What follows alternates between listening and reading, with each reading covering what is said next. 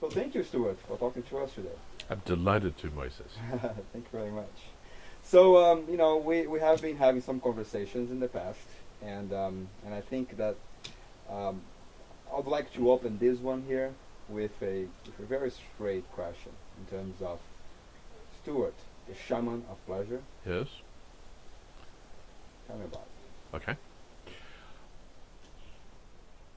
I've been studying shamanism for years, for roughly 25. And I study shamanism because I have found it to be the most empowered philosophy that I know of. it. There are many great spiritual philosophies, and I don't want to put any of them down. What I like about shamanism is that it has a way of giving us the power to change our world. A shaman is traditionally the member of a native community who is the one who's in charge of fixing things in a spiritual sense. That is to say, that's the person who connects with the non-physical and helps repair relationships. That is to say, a relationship between the community and the land, two communities, two people, the heart and the mind, different body parts. Whatever the relationship, the shaman is the one who will go in and use non-physical means to do that. In traditional societies, that was done by going into some sort of trance or altered state of consciousness and communicating with some being in order to affect or influence that relationship and to bring it back into harmony.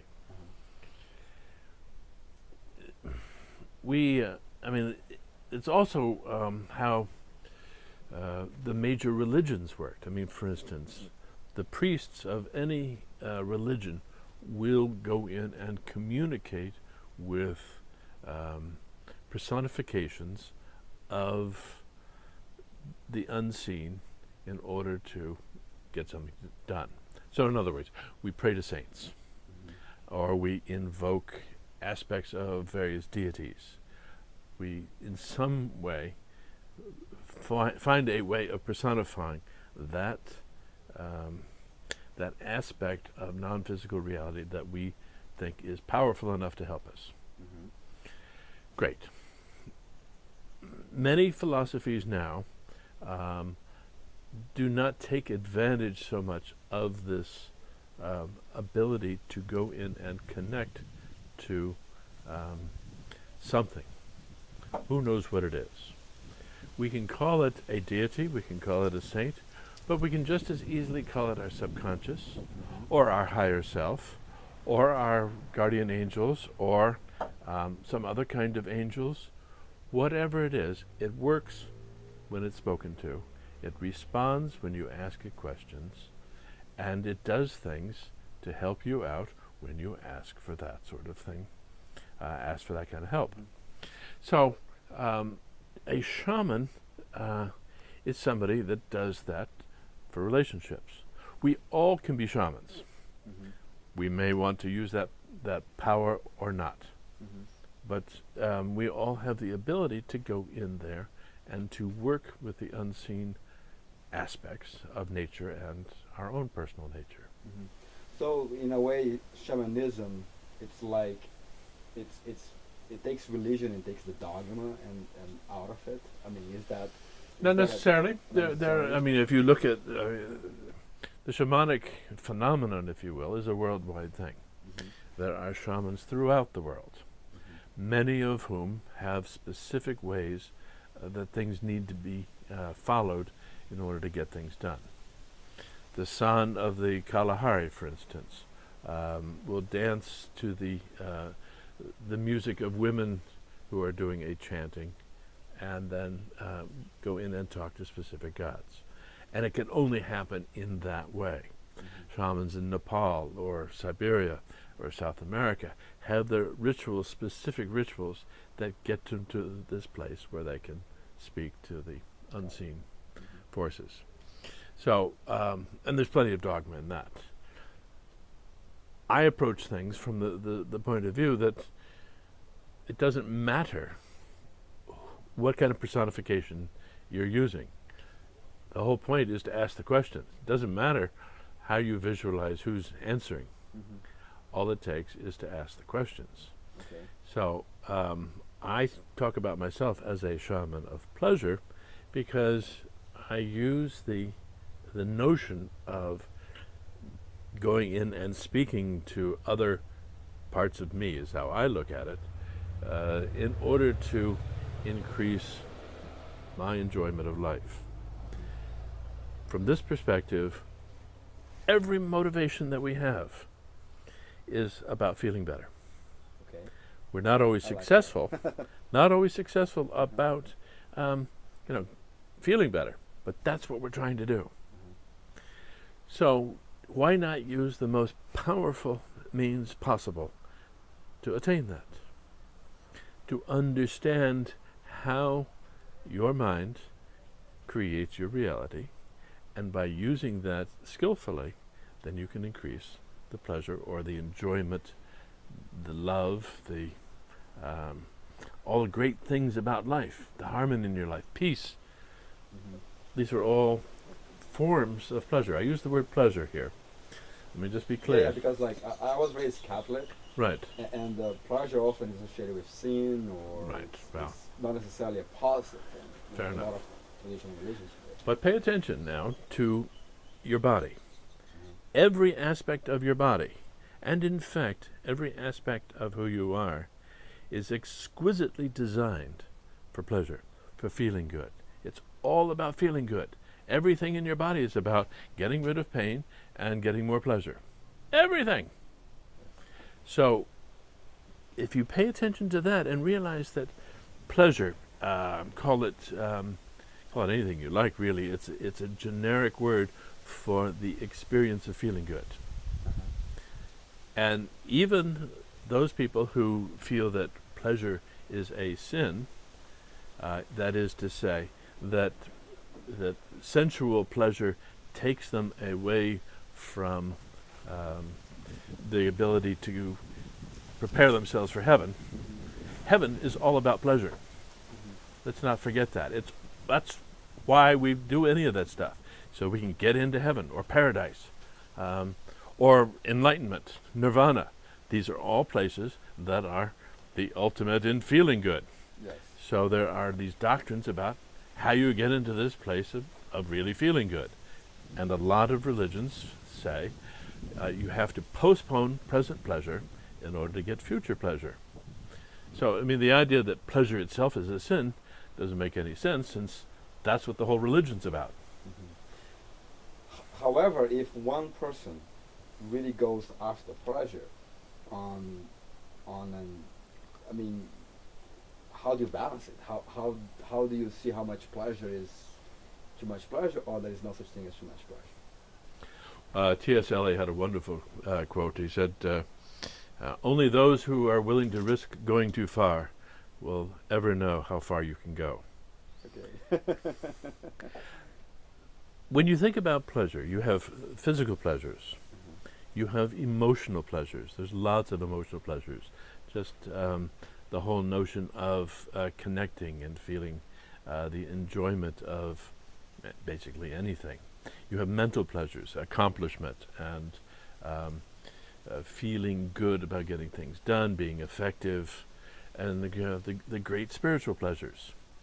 The trick to this is to pay attention to what you're doing and hold all of these kinds of pleasures, be mindful of them at the same time in your mind, so that you can say, well, this physical pleasure, this is great, but I'm not feeling good emotionally about this, or I'm not feeling good spiritually. A lot of people find that the spiritual pleasures are so good that they don't want the physical pleasures because they get in the way. But it's all about pleasure. So if somebody is addicted to something, that is to say, they feel that they have found a source of pleasure but that pleasure and the seeking of it takes them away from other aspects of their life, and so they're not getting pleasure in another part of their life. Then they're hurting their life with this addiction. Yes. And the addiction is a belief that they can only get this great pleasure, because it's all about pleasure, through this one means. Yes. So if they are addicted to a certain drug, they're holding the idea that they can only feel this good if they have this drug, and they have to do anything they can to get this drug in order to feel this good. It ain't so, because you can get to even better pleasures. One of the things that addicts don't get is that they can get back to these pleasures in ways that really serve them. Yes. So how does pleasure work, Stewart? Let's realize that pleasure is not a thing. It is not something that I can give to you and you have, and then you can give it back to me. It is an experience. And like all experiences, it has an increase in intensity, a peak of intensity, and then it subsides. So you can look at the up and down nature of pleasure and recognize that it will always come to an end. Once you realize that pleasure will come to an end, and you're prepared for it when it does come to an end, it doesn't feel so bad. There are 4 principles that I like to say about pleasure. One is that pleasure or feeling good or any of these experiences are only experienced in the present moment. You can't get wet by yesterday's rain. You can't get burned by tomorrow's sun. It's all in the moment. So if you want to come back into the present, if you want to remind yourself to come back into the present moment, find something you enjoy. That will bring you back into the moment immediately. And that's where your power is. Your power is in the present moment. So you have the ability to make your decisions about what it is you want now, and only now. It also means that things like fear, which effectively is the opposite of pleasure, fear is an experience of about the future. It's never about the present. It's always about the future. What's going to happen? What if? It's so coming back into the present gets rid of fear. You can stay out of fear if you stay in the present moment. The past is an experience of memories in the present moment. So if you remember that what you are experiencing is your memory of something that has happened to you, that's what the past is, that you are then creating your present moment or the next moment out of your memories of what has happened before. So the past isn't affecting your life right now. It is your present story about what happened to you before that is creating your present reality. And that's something you can change easily. So in terms of pleasure, remembering that pleasure is only in the now, then by staying in the now, you can enjoy your life a whole lot more. Very simple. Another aspect of pleasure is that when you think about problems in terms of fear, your subconscious and your high self, whatever it is that gives you ideas about relieving fear. You know, if something happens to you, if you're afraid of what will happen if your car breaks down and you're afraid you won't get to work, and then if you don't get to work, you won't make any money, and then you'll starve. A typical kind of scenario. So you've thought it through in terms of fear. So your solutions are about resolving that fear or lessening that fear. If you think about problems in terms of pleasure, that is to say your car has broken down, okay, what are my options for pleasure in this moment? Well, you know, maybe I'll just let the car go and ride a bike. Or maybe I'll borrow some money and get it fixed, and that will give me a different kind of relationship with my brother-in-law from whom I'm going to borrow the money. That's fine, whatever it is. But it gives you a whole different set of options. Mm-hmm. So if you're always thinking in terms of fear, you're never going to have much pleasure. If you think in terms of pleasure, you'll have a whole lot more. Yes, I hear what you're saying. Another aspect or principle of pleasure is that when you are enjoying yourself, you are in alignment with the deepest part of yourself. You can feel, you can call it divinity, you can call whatever it is. It's an experience of connection to who you really are. It feels so good. So when you are feeling good, you are more connected to that part of yourself. And you can recognize that you have a natural guidance system that leads you along your life path by feeling good and recognizing that when you are feeling good, you're in alignment. And when you're not feeling good, you're not in alignment. So that you can bring yourself back into alignment, but just by recognizing where the pleasure is.